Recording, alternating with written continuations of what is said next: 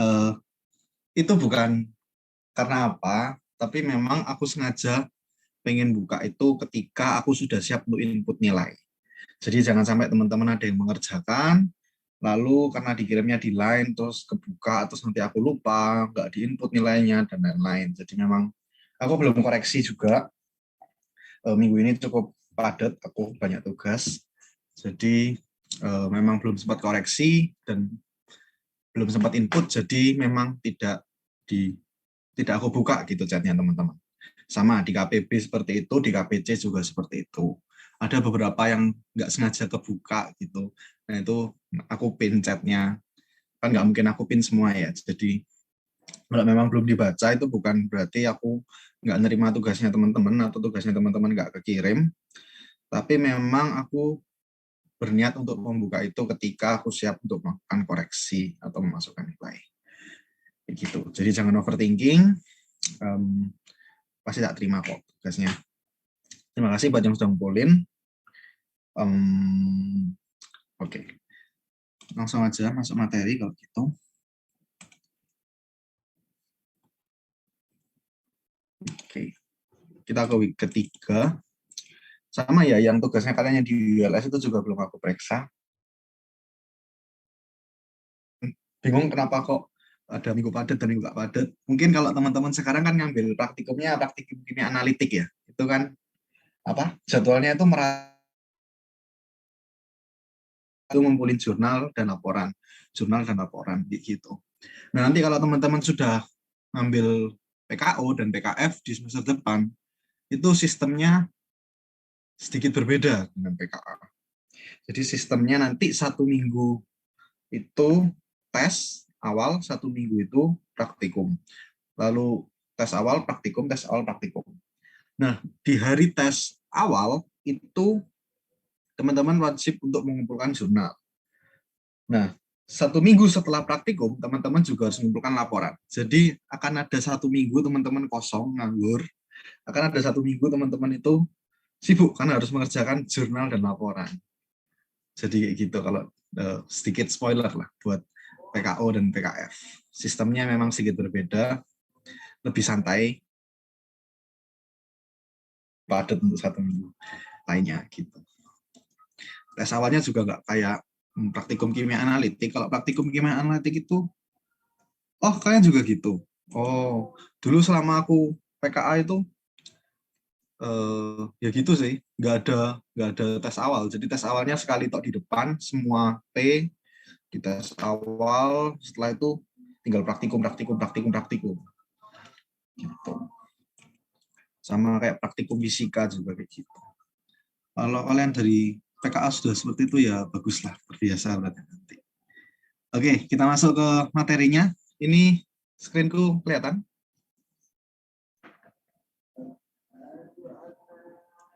Tes feedback dong teman-teman. Kelihatan Go. Oke, jadi hari ini kita mau belajar tentang benda yang lekuk yang kayak gini. Nah, contohnya kayak gini. Jadi kita kan lebih banyak belajar tentang benda-benda yang seperti ini.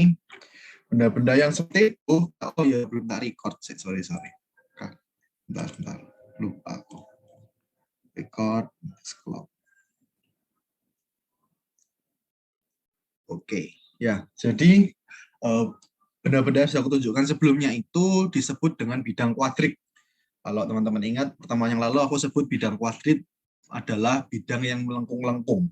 Jadi dia bukan berupa bidang datar seperti persegi, segitiga, dan lain-lain, tapi dia berupa bidang-bidang seperti silinder, seperti apa ini, nasi tumpeng kebalik gitu ya. Terus ada juga seperti bola. Jadi benda yang berlekuk-lekuk itu kita sebut dengan bidang kuadrik. Karena dia bidang kuadrik, maka dia memuat persamaan kuadrat untuk ketiga sumbu, yaitu sumbu X, sumbu Y, dan sumbu Z. Gitu. Nah, untuk menggambar, tipsnya itu, pertama, kita bayangkan dulu di bidang 2 dimensi. Itu akan memudahkan teman-teman.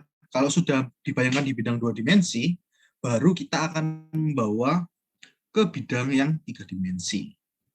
Seperti itu. Nah, gini ya misalnya. Aku langsung lanjut ke contoh soalnya aja, waktu menggambar bidang. Contoh kita mau gambar bidang Y sama dengan X kuadrat plus 1 di ruang 3 dimensi. Kalau dulu teman-teman di kalkulus 2 menggambar di bidang 2 dimensi, akan membentuk yang seperti di kiri ini. Jadi pertama teman-teman harus bayangkan dulu di 2 dimensi. Pertama kalau Y sama dengan X kuadrat itu kan seperti ini. Lalu karena dia plus 1, maka dinaikkan searah sumbu Y sejauh 1 satuan. Ini, jadi bagus. Jadi ini adalah bidang. Ini adalah Y sama dengan X kuadrat plus 1 di 2 dimensi. Maka kalau teman-teman bawa di 3 dimensi, tinggal diluruskan aja sejajar dengan sumbu Z-nya. Karena di sumbu Z-nya teman-teman juga tidak ada ketentuan. Kalau teman-teman lihat di persamaannya ini, Y sama dengan X kuadrat plus 1, di sini tidak ada variabel Z. Maka teman-teman boleh menggambar seperti dinding langsung, sejajar dengan sumbu Z-nya. Gitu. Oke, aku lanjut. Nah, sekarang kalau ada Z-nya gimana? Ini contoh ya. Bidangnya Z sama dengan 2 ditambah X kuadrat ditambah Y kuadrat. Sama caranya, kita gambar di 2 dimensi dulu. Tapi karena ini ada 3 variabel, gitu, jadi kita pecah dua-dua. Di yang kiri ini ada di grafik Z sama Y. Kalau kita gambar Z sama Y, maka kita harus memisalkan dia, X-nya itu sama dengan 0, supaya bisa kita gambar. Karena di bidang 2 dimensi, kita cuma bisa gambar 2 variabel. Maka salah satu variabel lainnya harus kita tiadakan dengan cara dimisalkan 0. Gitu. Nah, sama, di satunya juga saat Y-nya 0, maka kita memisalkan Z versus X. Kita buat tabelnya. Kalau sudah, kita akan gabung. Kita apa ya namanya? Collide gitu. Jadi ini Z, ini Y, ini X. Gambarnya itu kan gini. Nah, gini sama gini. Nah, bisa nggak teman-teman bayangin? Jadi gambarnya dia itu apa ya? Saling tegak lurus gitu. Yang satu seperti ini, yang satu seperti ini gitu. Nah, kalau sudah, maka ini akan kita gabung, kita kombinasikan. Kita akan melihat dia sebagai sebuah benda putar seperti ini. Nah, jadilah benda yang di kiri ini. Jadi untuk menggambarkan, dibawa dulu ke 2 dimensi, kita tiadakan salah satu variabel, setelah itu kita gabungkan. Nah, untuk memilih ini, X sama dengan 0, Y sama dengan 0, ini terserah. Kalau teman-teman mau pakai Z sama dengan 0 juga silakan. Intinya pilih 2 variabel, itu dihilangkan, lalu bikin 2 grafik seperti ini, lalu disatukan. Itu untuk 3 variabel di 3 dimensi. Gitu. Sampai sini apa dan ditanyakan tentang menggambar 3 dimensi?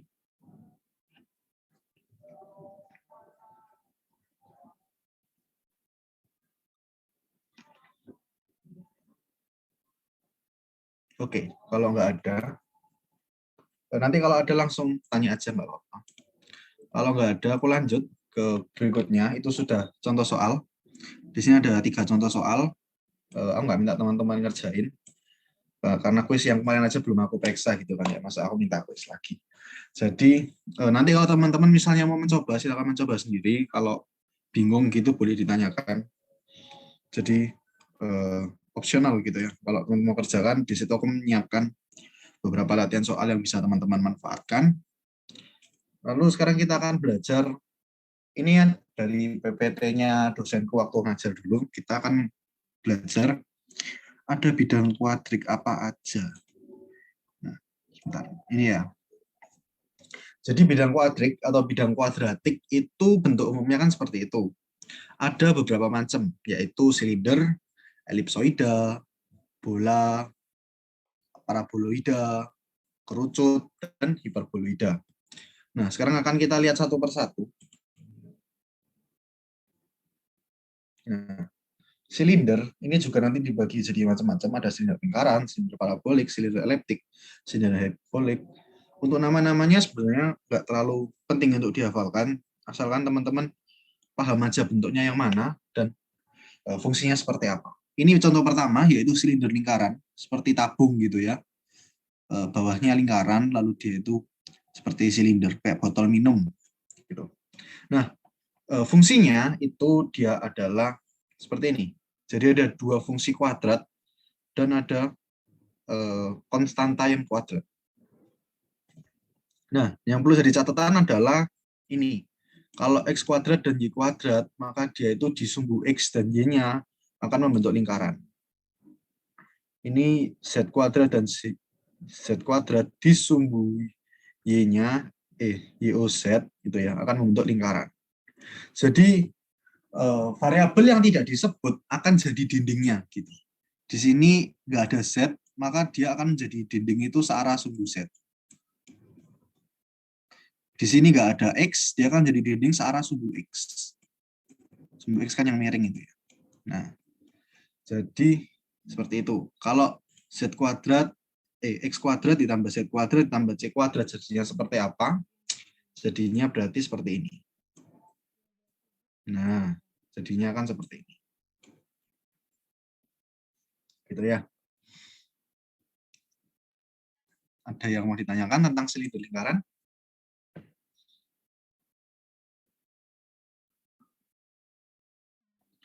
Kalau saranku ini dibikin notes sih teman-teman.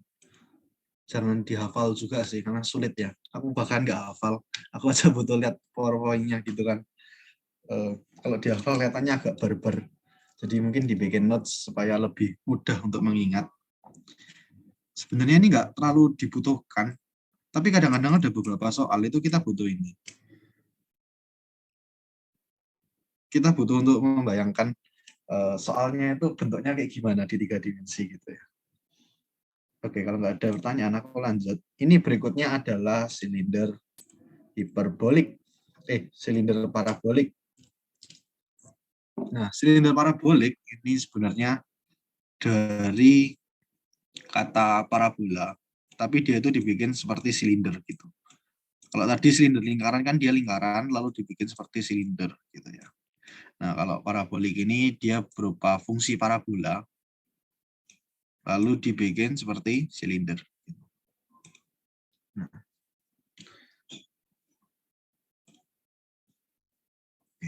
Nah, sama seperti tadi, kalau variabel yang tidak disebut, maka dia akan jadi dindingnya.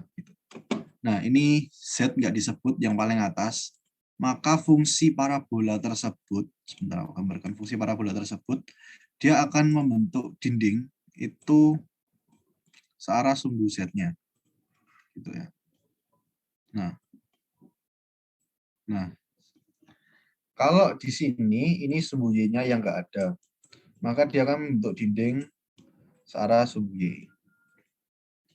Nah, kalau gini berarti nanti teman-teman coba sendiri, berarti X-nya gitu ya, yang nggak ada. Oke, aku lanjut ke berikutnya. Ada yang namanya silinder eliptik. Sebentar aku clear. Nah, silinder eliptik ini dari elips lalu dibikin silinder. Sama, kalau variabelnya nggak ada, maka dia jadi dinding.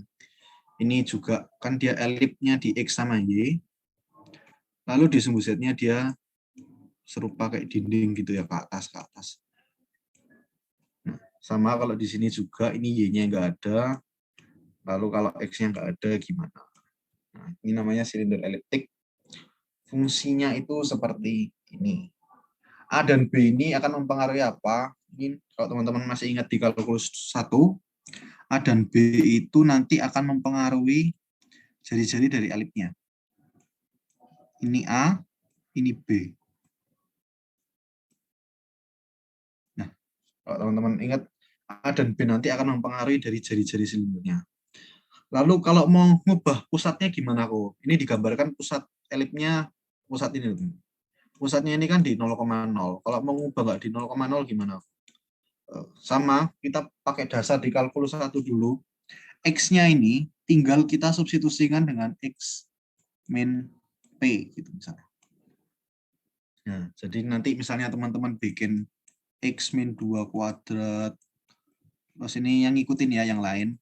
Nah, nanti dia akan geser. titik pusatnya ini nanti akan berada di X-nya 2, Y-nya 0. Jadi ada di sini nanti titik pusatnya. Elipsnya nanti seperti ini, lalu ini sumbu Z-nya naik. Nah, ini tentang geometri, ngubah-ngubah persamaan. Dari SMA seharusnya teman-teman juga bisa melihat polanya. Gitu ya. Di sini aku cuma mau ngasih tahu teman-teman polanya. Lalu ada silinder hiperbolik, sama dari hiperbola lalu dibikin menjadi silinder. Hiperbola itu seperti ini, teman-teman. Nah, ini namanya hiperbola. Lalu dia dibuat silinder menjadi seperti ini, gini ya. Ada 3 jenis sama. Aku clear. Nah, berikutnya itu paraboloida. Ini seperti gambar yang tadi kita gambar, yang di mana PDF barusan itu. Nah, kalau paraboloid eliptik, dia itu fungsinya itu seperti ini. Gitu.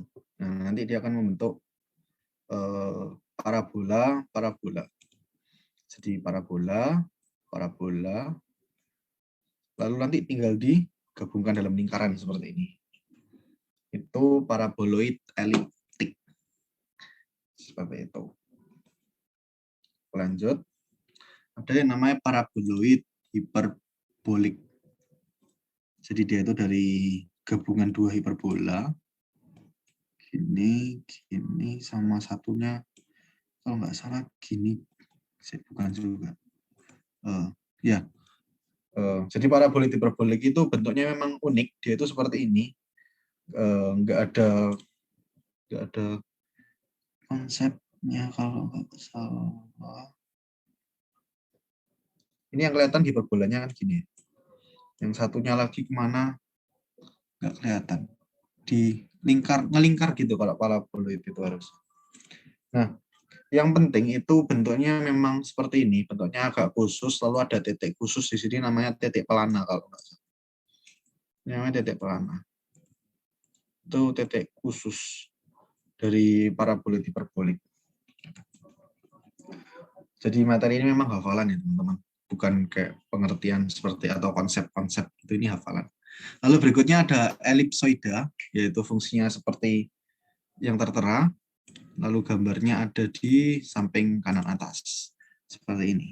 Jadi dia itu elip lalu berbentuk seperti apa ya, kayak kuaci gitu teman-teman. Lalu berikutnya ada bola.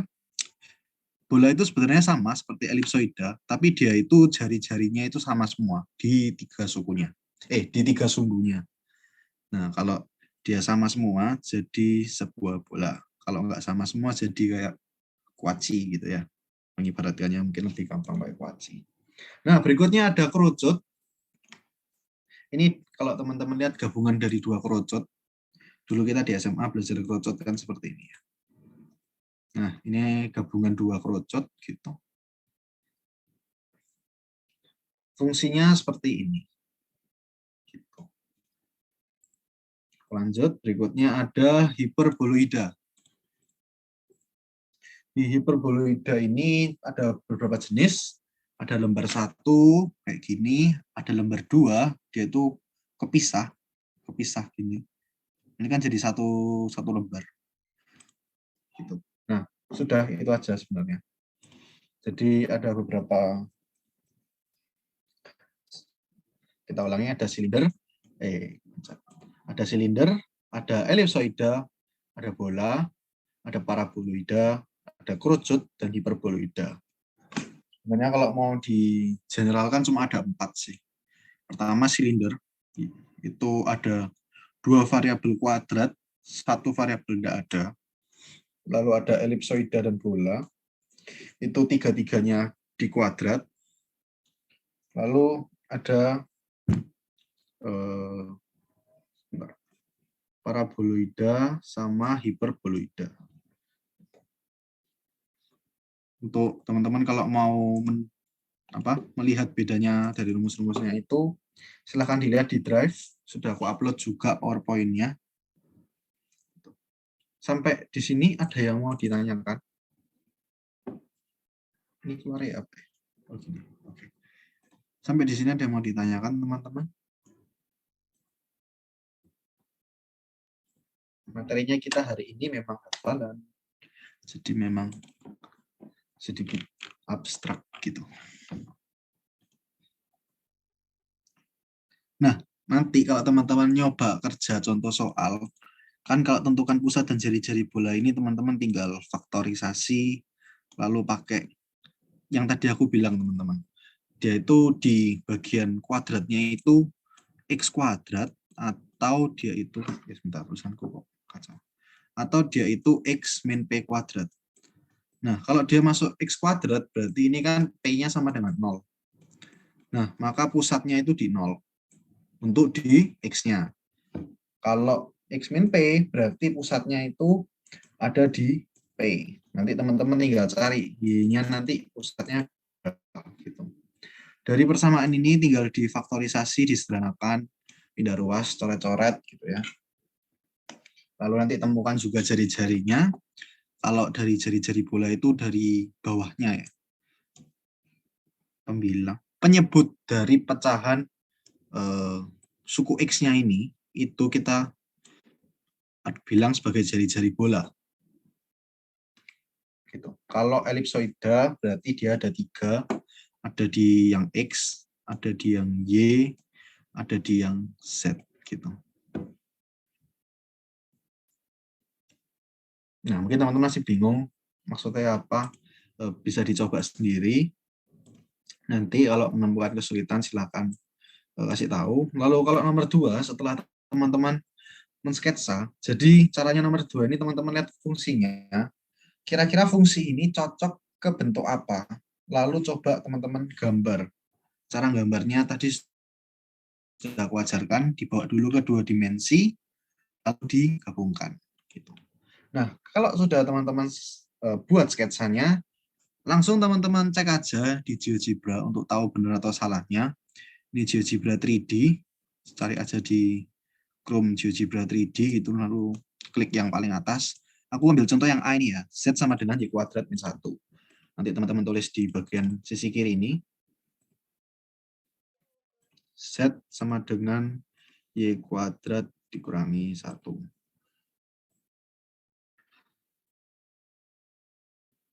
Nah, ini bentuknya kok aneh. Bentuknya kok aneh. Nah, bentuknya kan seperti ini. Ini udah benar kan ya? Z sama dengan Y kuadrat min 1. Oke, ya kayak gitu.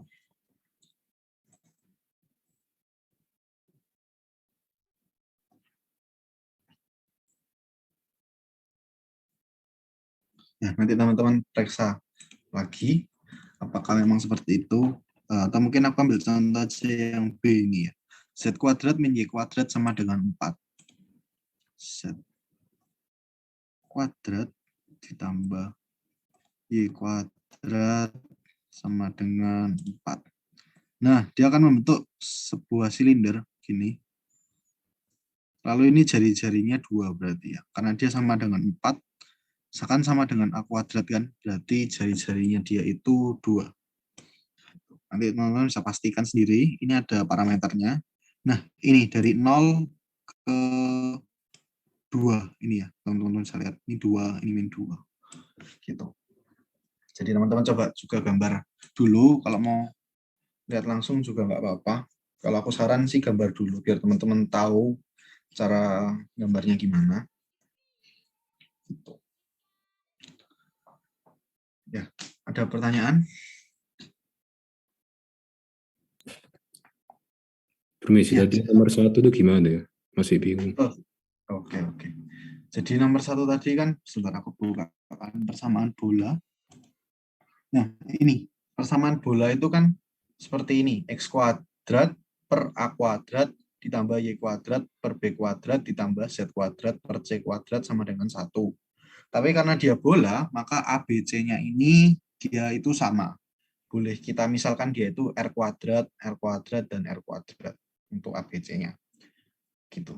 Nah, lalu kita diberikan persamaan seperti ini. Maka yang harus kita lakukan adalah kita harus pindah ruas, lalu dilengkapkan kuadrat sempurna. Setelah itu kita upayakan fungsi tersebut akan menyerupai fungsi ini. Fungsi tersebut menyerupai fungsi ini. Kalau secara general, sebentar ini bisa diedit. Oke, aku tulis saja mungkin. Secara general, nanti rumusnya itu seperti ini, Kak. X min A kuadrat per R kuadrat ditambah ininya Y min B kuadrat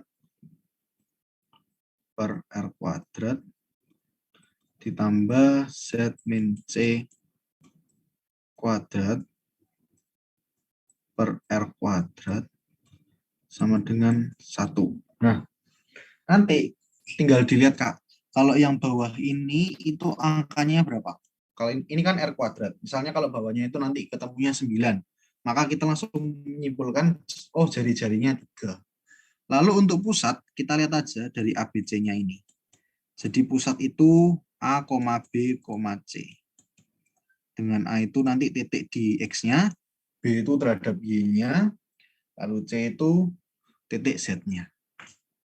Seperti itu. Ya, makasih.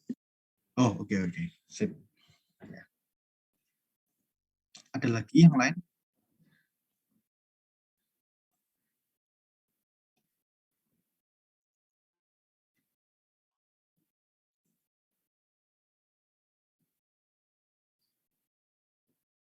Tidak ada?